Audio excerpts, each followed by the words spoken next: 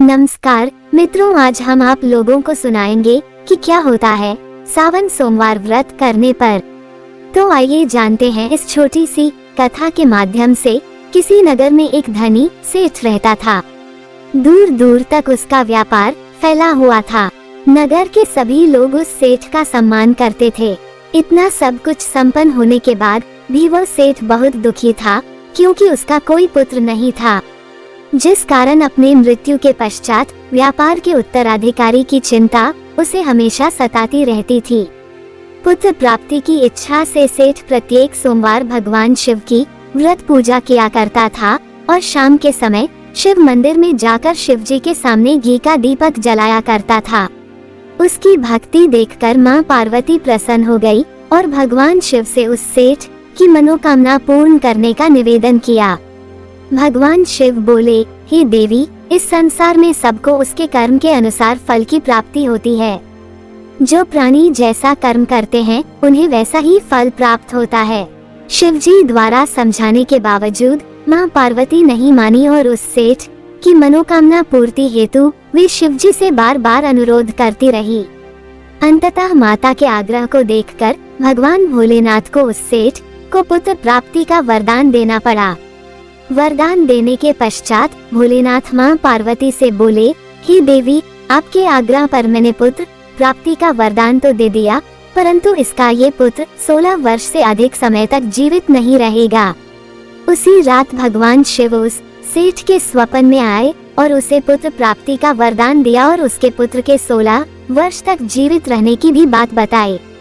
भगवान के वरदान से सेठ को खुशी तो हुई, लेकिन पुत्र की अल्पायु की चिंता ने उसकी खुशी को नष्ट कर दिया। सेठ पहले की तरह सोमवार के दिन भगवान शिव का विधिवत व्रत करता रहा। कुछ महीनों के बाद उसके घर एक अति सुंदर बालक ने जन्म लिया और घर में खुशियां ही खुशियां भर गई।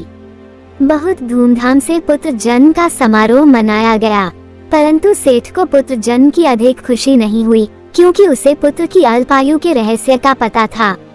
जब पुत्र 12 वर्ष का हुआ तो सेठ ने उसे उसके मामा के साथ पढ़ने के लिए इलाहाबाद भेज दिया। लड़का अपने मामा के साथ शिक्षा प्राप्ति हेतु चल दिया। रास्ते में जहाँ भी मामा भांजे विश्राम हेतु रुकते, वहीं यज्ञ करते और ब्राह्मणों को भोजन कराते। लंबी यात्रा के बाद मामा भांजे एक नगर में पहुँचे। उस दिन नगर के राजा की कन्या का विवाह था, जिस कारण पूरे नगर को सजाया गया था। निश्चित समय पर बारात आ गई, लेकिन वर का पिता अपने बेटे के एक आंख से काने होने के कारण बहुत चिंतित था। उसे भय था कि इस बात का पता चलने पर कहीं राजा विवाह से इनकार न कर दे, इससे उसकी बदनामी भी होगी। जब वर के पिता ने सेठ के पुत्र को देखा तो उसके मस्तिष्क में एक विचार आया। उसने सोचा, क्यों न इस लड़के को दूल्हा बनाकर राजकुमारी से विवाह करा दूं। विवाह के बाद इसको धन देकर विदा कर दूंगा और राजकुमारी को अपने नगर ले जाऊंगा। वर के पिता ने लड़के के मामा से इस संबंध में बात की। मामा ने धन मिलने के लालच में वर के पिता की बात स्वीकार कर ली। लड़के को दूल्हे का वस्त्र पहनाकर राजकुमारी से विवाह कर दिया गया। राजा ने बहुत सारा धन देकर राजकुमारी को विदा किया। शादी के बाद लड़का जब राजकुमारी के साथ लौट रहा था तो वह सच नहीं छिपा सका और अतुल राजकुमारी के ओढ़नी पर लिख दिया, राजकुमारी, तुम्हारा विवाह मेरे साथ तय नहीं हुआ था। मैं तो पढ़ने के लिए इलाहाबाद जा रहा हूँ और अब तुम्हें जिस नवयुवक की पत्नी बनना पड़ेगा वह कान्हा है। जब राजकुमारी ने अपनी ओढ़नी पर लिखा हुआ पढ़ा तो उसने कान्हे लड़के के साथ जाने से इनकार कर दिया। राजा को जब ये सब बातें पता लगी तो उसने राजकुमारी को महल में ही रख लिया। उधर लड़का अपने मामा के साथ इलाहाबाद पहुंच गया और गुरुकुल में पढ़ना शुरू कर दिया। जब उसकी आयु 16 वर्ष की हुई तो उसने यज्ञ किया। यज्ञ के समाप्ति पर ब्राह्मणों को भोजन कराया और खूब अन्न वस्त्र दान किए।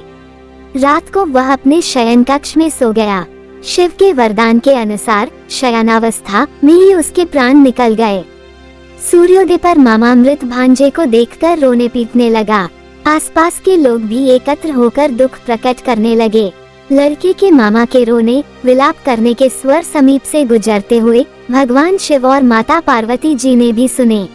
माता पार्वती ने भगवान से कहा, प्राणनाथ, मुझे इसके रोने के स्वर सहन नहीं हो रहे, आप इस व्यक्ति के कष्ट को अवश्य दूर करें। भगवान शिव ने माता पार्वती के साथ अदृश्य रूप में लड़के के समीप जाकर देखा तो भोलेनाथ माता पार्वती से बोले, ये तो उसी सेठ का पुत्र है जिसे मैंने 16 वर्ष की आयु का वरदान दिया था। इसकी आयु पूरी हो गई है। माँ पार्वती ने फिर भगवान शिव से निवेदन कर उस बालक को जीवन देने का आग्रह किया। माता पार्वती के आग्रह पर भगवान शिव ने उस लड़के को जीवित होने का वरदान दिया और कुछ ही पल में वह जीवित होकर उठ बैठा। शिक्षा समाप्त करके लड़का मामा के साथ अपने नगर की ओर चल दिया। दोनों चलते हुए उसी नगर में पहुँचे जहाँ उसका विवाह हुआ था। उस नगर में भी यज्ञ का आयोजन किया। समीप से गुजरते हुए नगर के राजा ने यज्ञ का आयोजन देखा और उसने तुरंत ही लड़के और उसके मामा को पहचान लिया। यज्ञ के समाप्त होने पर राजा मामा और लड़के को महल में ले गया और कुछ दिन उन्हें महल में रखकर बहुत सा धन, वस्त्र आदि देकर राजकुमारी के साथ विदा कर दिया। इधर भूखे प्यासे रहकर सेठ और उसकी पत्नी बेटे की प्रतीक्षा कर रहे थे।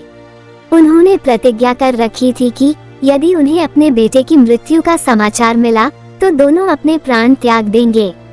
परंतु जैसे ही उसने बेटे के जीवित वापस लौटने का समाचार सुना तो वह बहुत प्रसन्न हुआ। वह अपनी पत्नी और मित्रों के साथ नगर के द्वार पर पहुंचा। अपने बेटे के विवाह का समाचार सुनकर पुत्रवधू राजकुमारी को देखकर उसकी खुशी का ठिकाना न रहा। उसी रात भगवान शिव ने सेठ के स्वप्न में आकर कहा, हे वत्स, मैंने तेरे सोमवार के व्रत करने और व्रत कथा सुनने से प्रसन्न होकर तेरे पुत्र को लंबी आयु प्रदान की है। पुत्र की लंबी आयु जानकर सेठ बहुत प्रसन्न हुआ। शिव भक्त होने तथा सोमवार का व्रत करने से सेठ की सभी मनोकामनाएं पूर्ण हुई। इसी प्रकार जो भक्त सोमवार का विधिवत व्रत करते हैं और व्रत कथा सुनते हैं उनकी सभी इच्छाएं पूरी होती हैं। कहानी अच्छी लगी हो तो प्लीज चैनल को सब्सक्राइब जरूर करें। दोस्तों, कहानी कैसी लगी कमेंट बॉक्स में अपनी राय देकर हमारे मनोबल को और बढ़ाएं ताकि मैं ऐसी ही वीडियो बना सकूं। दोस्तों, इस चैनल पर आपको बहुत ही रोचक कथा, वैदिक ज्ञान एवं पौराणिक कथाएं वाली कहानी सुनने के लिए चैनल को सब्सक्राइब करके घंटी वाली बटन को जरूर दबाएं। तो मित्रों, मिलते हैं अगली वीडियो में, तब तक के लिए जय भोलेनाथ, हर हर महादेव। देखते रहिए आपका अपना चैनल ज्ञानधारा, अब एक नए अंदाज के साथ। नमस्कार।